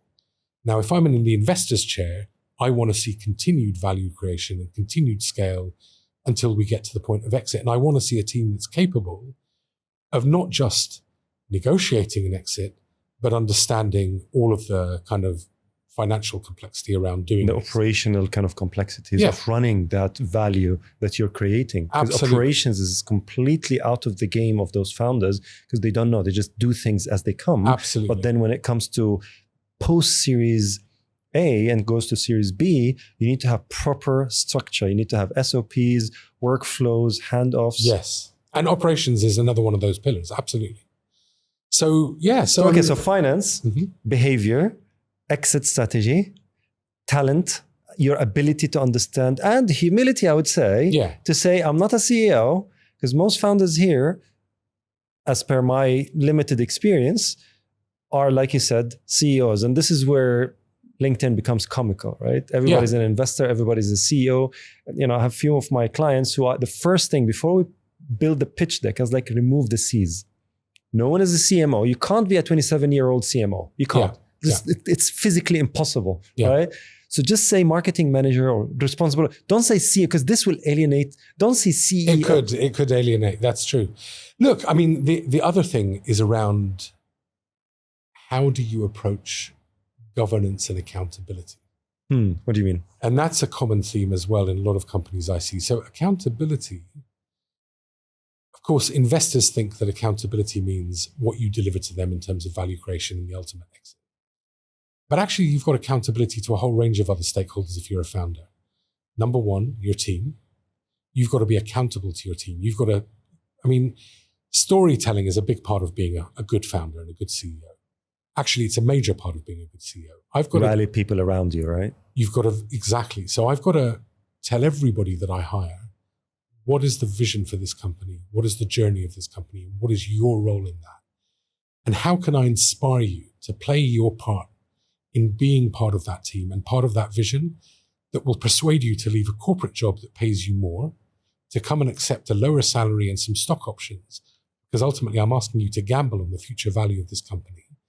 And I'm giving you skin in the game to be part of that vision. But that's a complex job, because from an influential perspective, from a convincing perspective, yeah. Yeah, and from a motivating perspective yes, too. yes. Yeah. So I want you to come and join me, but I want you to come and join the story and the vision and the strategy and the product. And you've got to become emotionally attached to it and give everything for it. Because if everybody isn't giving everything in a startup, something is going to go wrong. Yes. And frequently they do. And so the question is, how do I sell that story? So that's part of accountability. Another part of accountability is to your customers.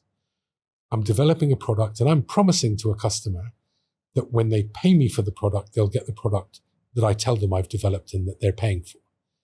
That means I've got to make sure it doesn't fail. I've got to make sure it continues to work. There's a feedback loop that kind of continues that channel of communication with the client. Absolutely. Yeah. Their data has to be safe. Their integrations have to work. Customer service has to work, all of that stuff. So I have accountability to the customers. Yes, I have accountability to my investors as well. But I probably ought to have a board. And this is sort of company governance. I probably ought to have a board of directors whose duty is to the company to make sure that they are looking out for and taking the company's best interests into account. That doesn't always mean my interest as the CEO. Actually, my board one day may come along to me and say, listen, you've done a great job up until this point.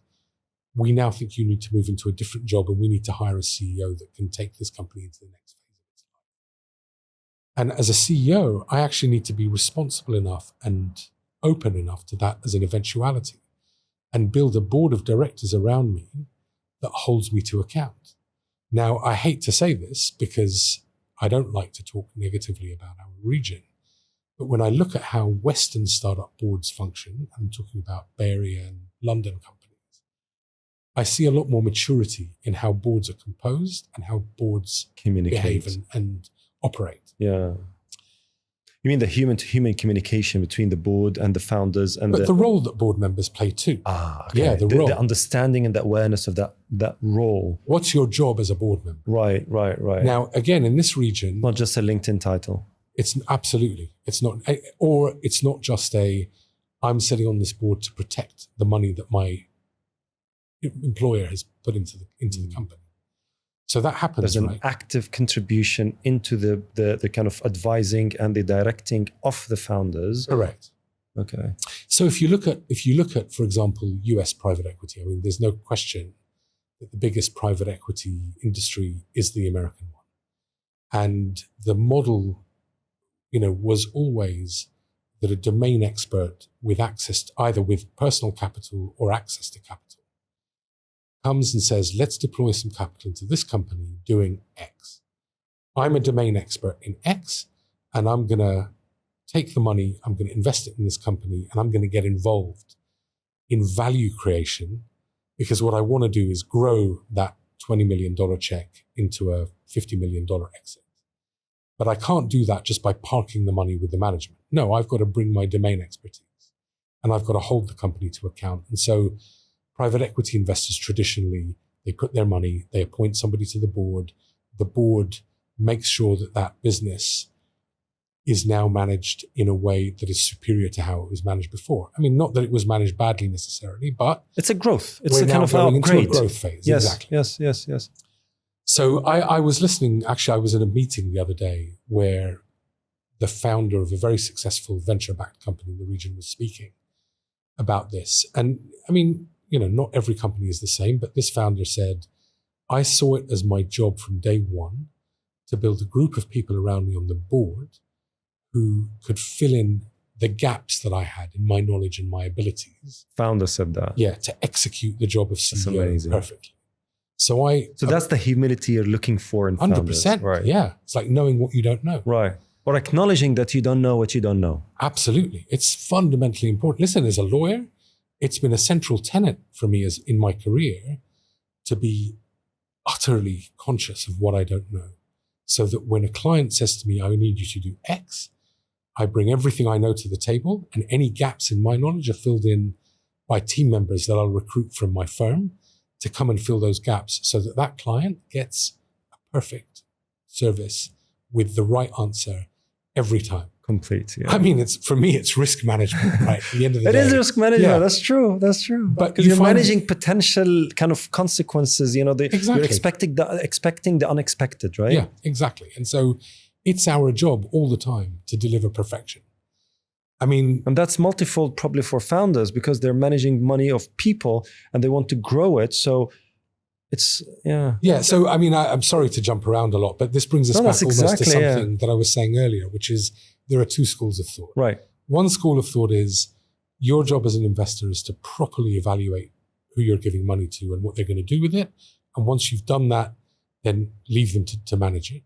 And there's another school of thought, which is, well, if you're going to park money with somebody, particularly early stage, then you really ought to stay around and keep your eye on them and keep your eye on the money and steer them. Steer them, yeah. Which is a more sort of it's very nuanced because it can go really south and be micromanagement. And I heard horror stories of investors standing at the doors of the founders at 8 a.m. on a Monday, scolding them, why didn't they show up? Yeah. Right? Yeah. So that actually is not what you're talking about. You're talking about things that are much more elevated and highly, let's say, intelligent than that. Just actually guide them through communication. And it has to be a transparent communication both ways. Yeah. And there's a faith issue. Again, that's a word I don't use that often, but there's a faith element to this, which is, I believe. Is this the fifth one? No. Okay. You're talking about the pillars, you mean? Right. No. Because you talked about the finance. You talked about so is this the fifth one? Because you talked about finance. You talked about so this is specifically in the context of if, for example, I become a board member in a company I invest in. I'm not talking about me, but I'm talking about any investor that says, I want a seat on the board. Can be from institutionalized or angel, right? Or you're talking about specifically about institutionalized? I don't generally like to see angel investors on boards unless they're domain experts. Gotcha. That have immense value creation capability. Network, experience. Exactly. I mean, one of my long-time friends and co-founder of Debate Angel Investors is somebody like that. You want that angel on your board because that person has immense value creation capability and everybody can see it from a mile away. And every company he gets involved with ends up doing very well because he brings value to that company. But he does it because he's contributing to the company, not because he's taking care of his money. And that's what I was about to say. The faith that you have to have as an investor coming onto a board is that if I look out for the best interests of the company, and by the way, I have a legal duty to do that as a director, and a lot of directors don't know that. It's called a fiduciary duty. Really? Yeah, when you take those are paid directors, right? Not advisory director. Any director. Even unpaid. Even an unpaid member of a board of directors. Gotcha. Their legal so there's a duty contract actually. Is to the company. It's a principle. It's a common law principle. Gotcha. Okay. But it exists actually in the civil law too. Gotcha. Okay. So if I become appointed as a director of the company, my first duty is to the company.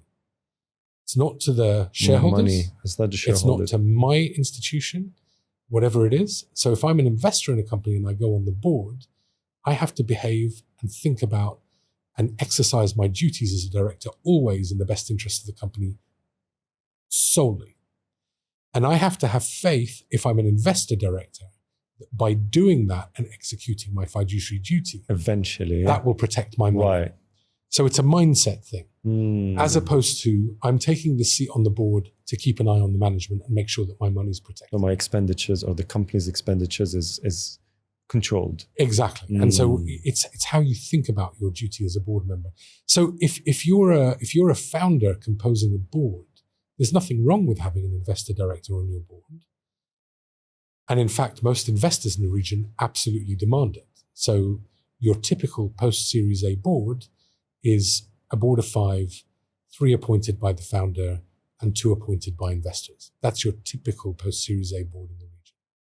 Now, those and their pay is from the disbursements, from the tranches, or they're typically not paid? They're unpaid roles. Unpaid roles. Yeah, typically they're unpaid roles. Although honorary is just probably one meeting a quarter or something. One meeting a quarter, but there's a growing body of opinion in the region, and I think this applies, where I've seen it around the world, that actually you should attract talented board members who create value, and there should be a way of incentivizing board members to reward them for the time and effort they put into taking care of the company or doing their fiduciary duty. So, you could compensate directors with cash, you can compensate directors with equity, as long as they do their role properly.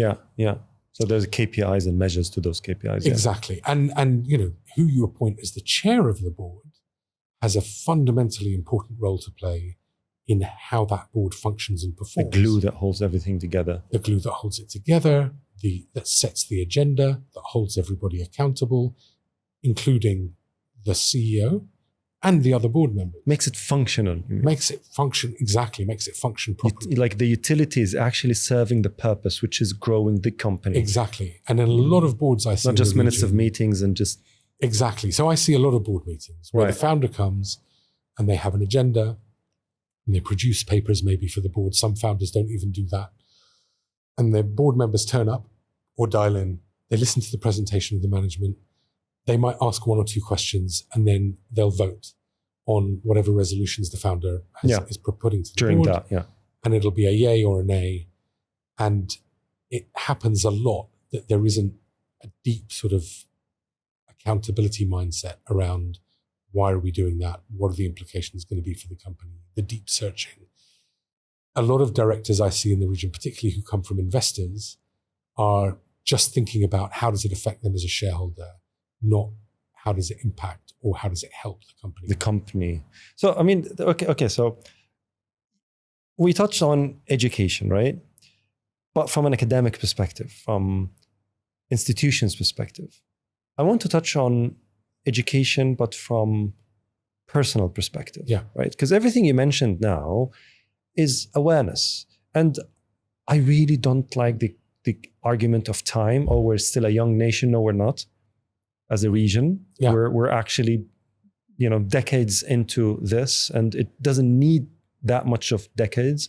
But the point is, if you read books, if you get coaching, if you get mentorship, and like you said, there's no shortage of people ethnically from this part of the world who are actually actively seeking to contribute to this part of the world, but meaningfully, obviously. Yeah. So do you think that founders' maturity and investors' maturity, because those are 2 faces of the same coin, right?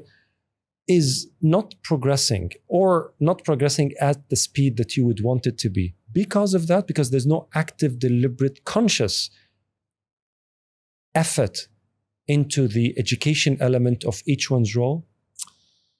Yeah, it's a great question. And I think that's probably right. I mean, interestingly, I've just become involved as a sort of founding member of a group made up mainly of VCs that are meeting on a regular basis, like once a month, in a sort of Chatham House closed invitation only session. But they're all competitors, they compete with each other.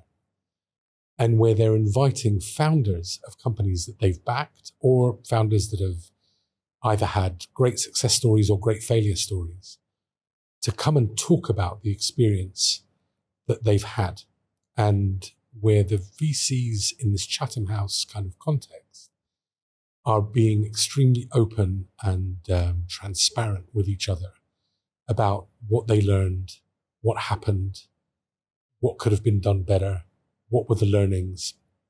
And I'm seeing a great deal of kind of education starting to happen within this group. And I like that. I think it's really important. I think structured education or just by experience? We're really just getting it off the ground now. Actually, okay. It's, just the awareness of I need to know. Yeah, but it comes from a place of we need to educate ourselves and we need to learn from each other. At the end of the day, our success and failure is all bound together.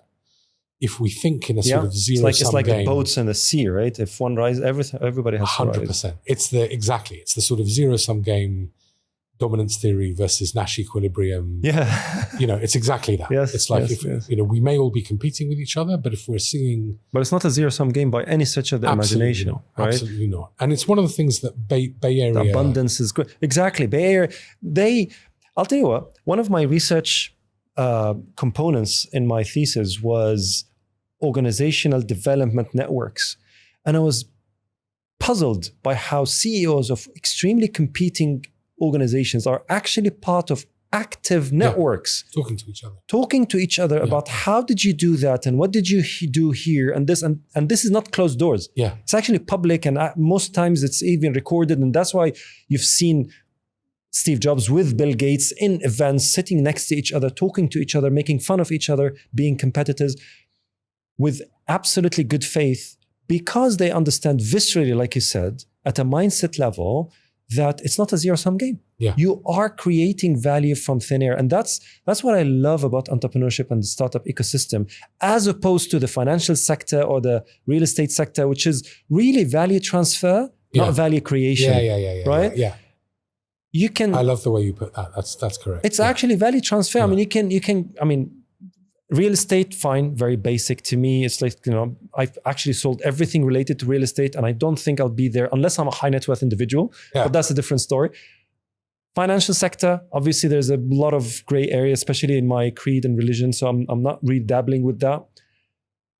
But essentially, societally and economically, developmentally, it's only entrepreneurship. Yeah.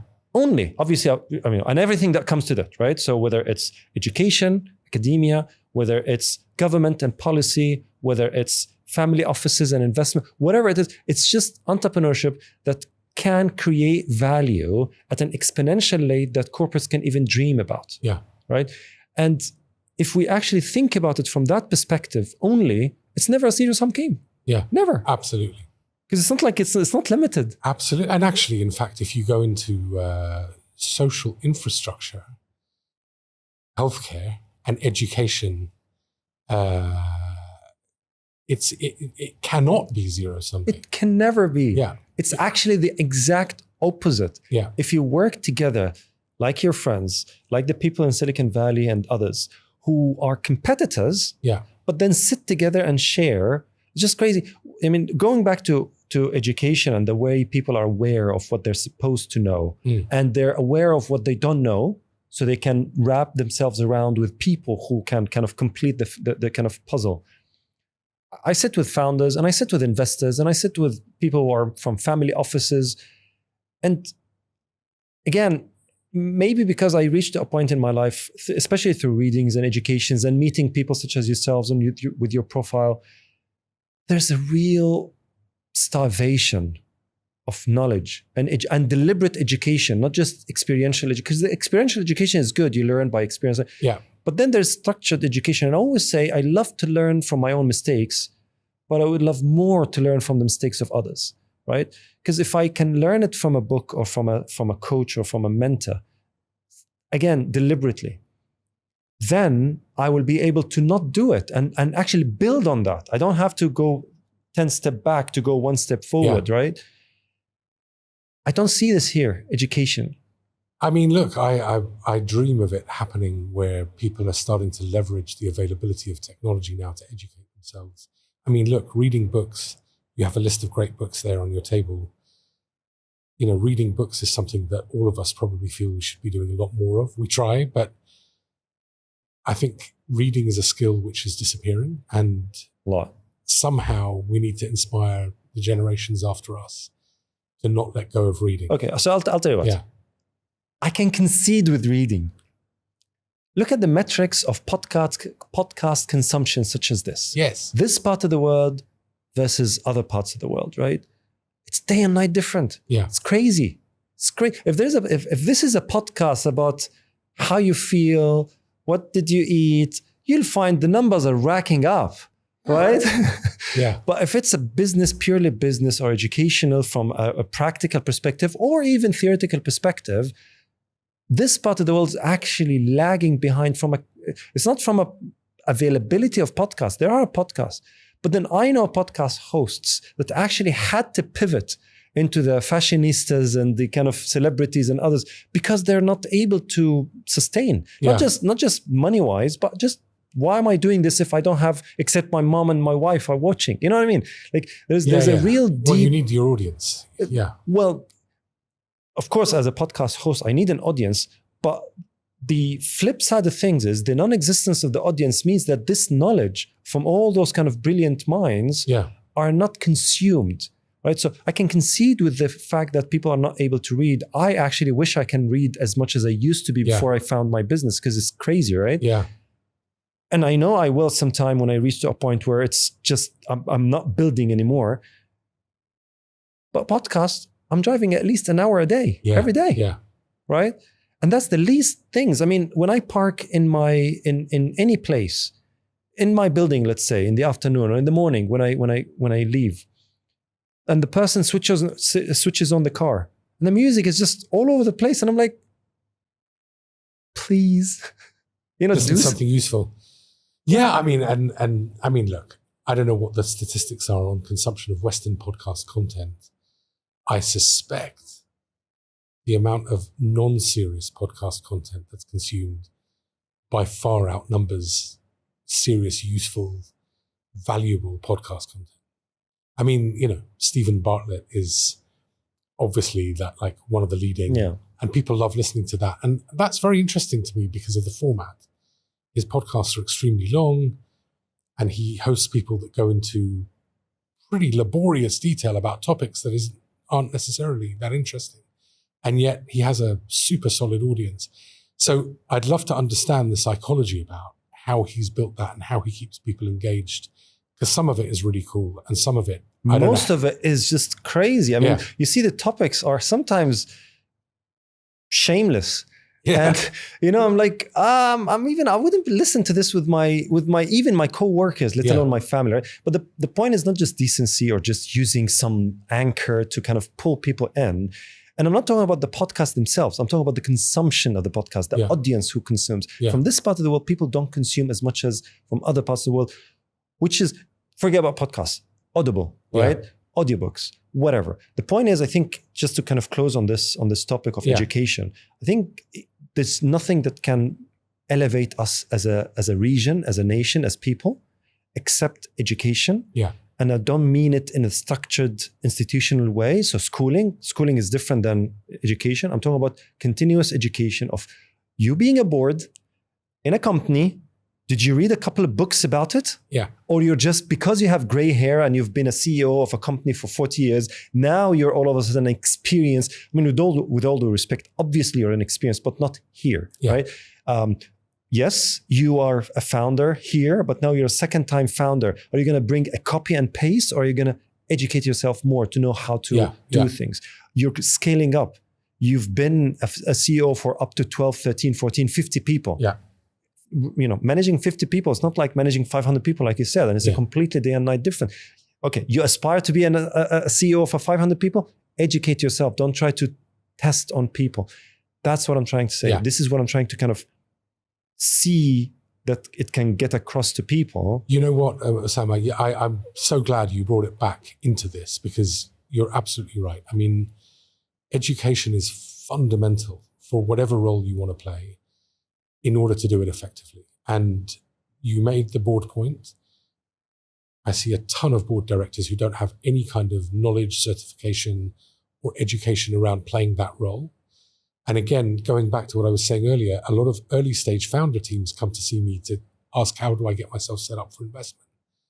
And one of the questions I ask them, and I don't mean to promote a non-Middle Eastern resource, but I always ask them, have you put yourself through the YC, the Y Combinator startup school?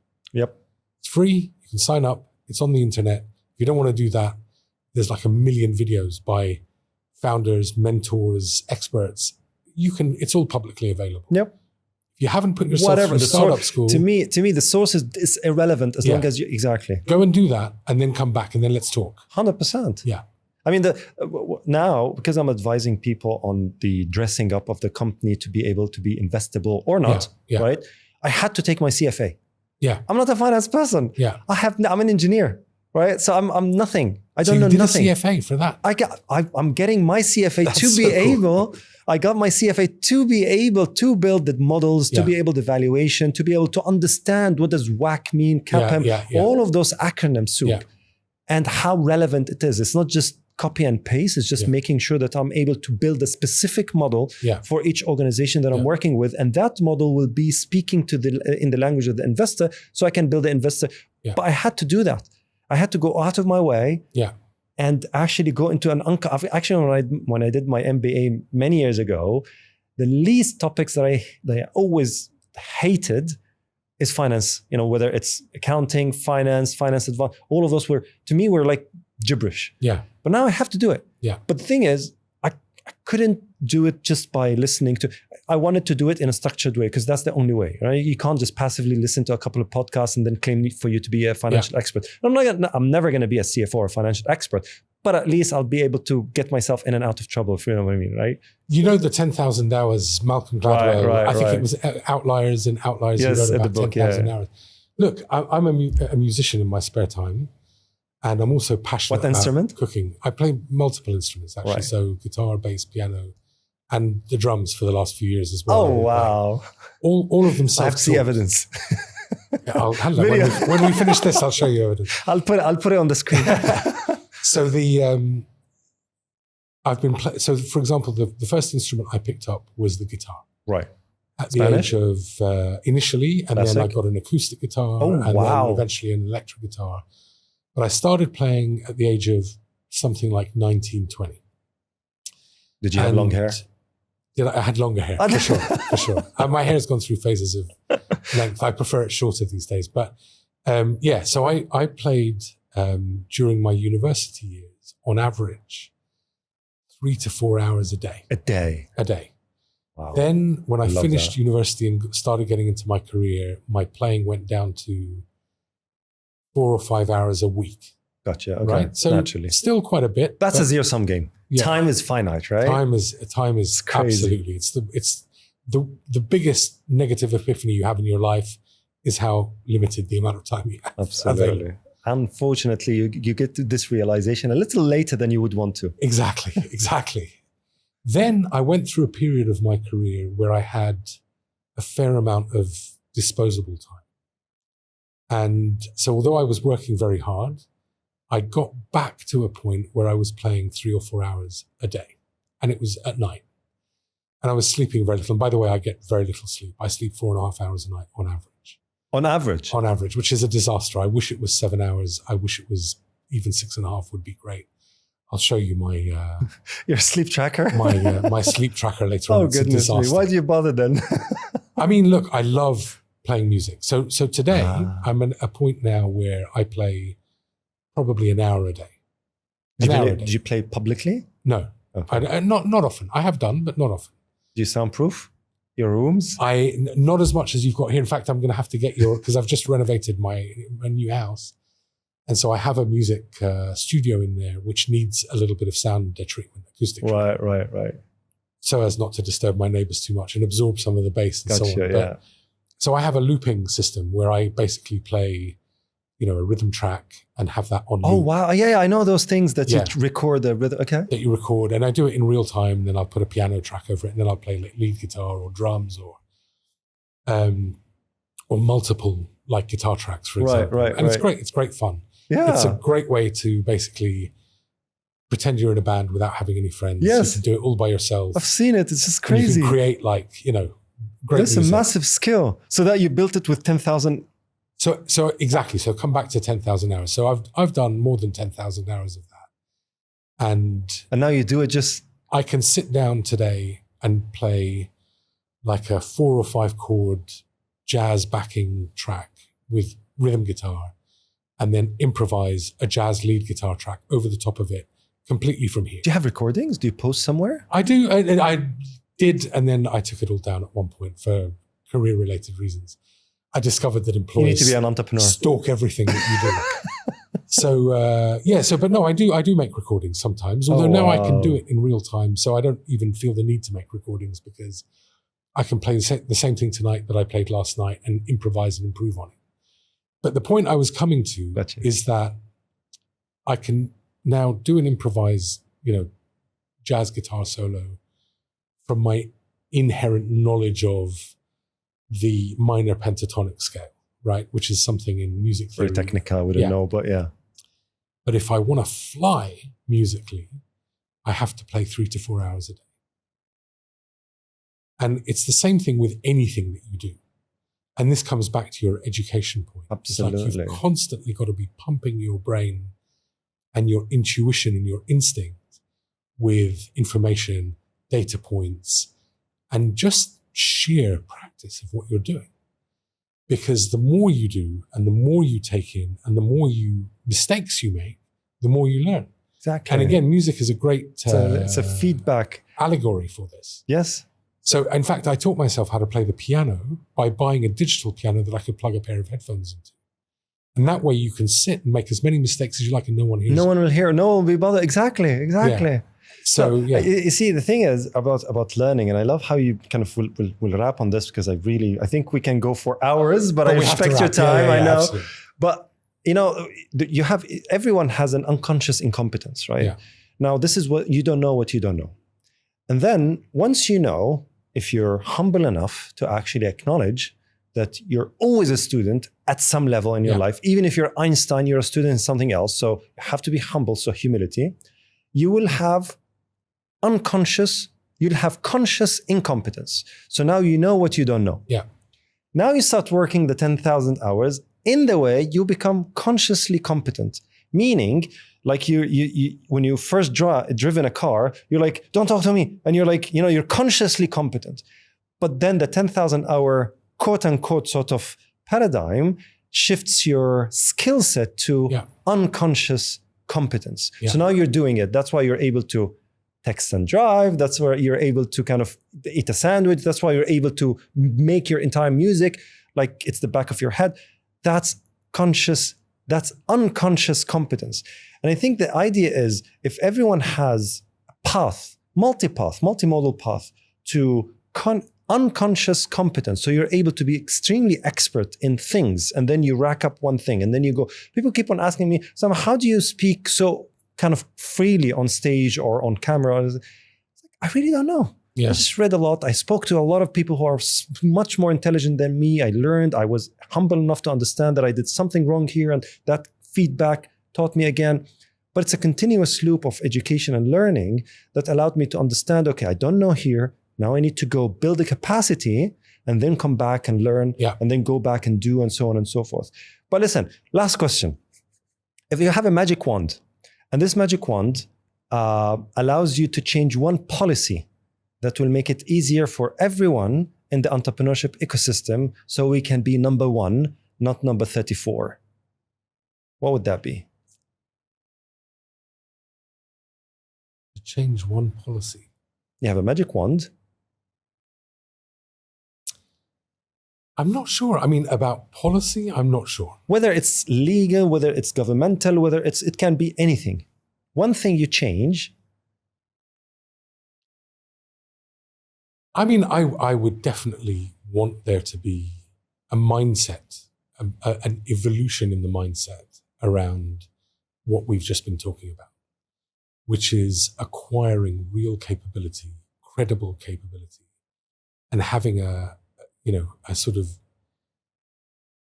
a religious devotion to doing things perfectly. Now, it doesn't mean you have to be perfect. It doesn't mean that people have to behave or perform perfectly all the time. But you have to aspire to perfection and know that it's not easy to get there. And that the answer is not available by learning how to pitch an investor, you can learn how to pitch an investor and all the buzzwords that they want to hear and all the things that you need to promise them. But you have to have a devotion to what it takes to actually deliver on all of that and be constantly doing that. So if I was to wish for one thing to change, it would be for there to be more of an appreciation of that in our ecosystem. And that works at both the investor level and the founder level and the management team level. I would want people to be more perfectionist, more devoted to putting in the hard work. I mean, a lot of people work very hard, absolutely. But, there's a lot of fluff as well in our industry. So discipline, consistency, and sincerity. Yeah, and always be learning, like you said. The humility. I mean, what you've done is you've learned how to tell stories, even whether you realize that's a skill or not. You clearly know how to be a storyteller.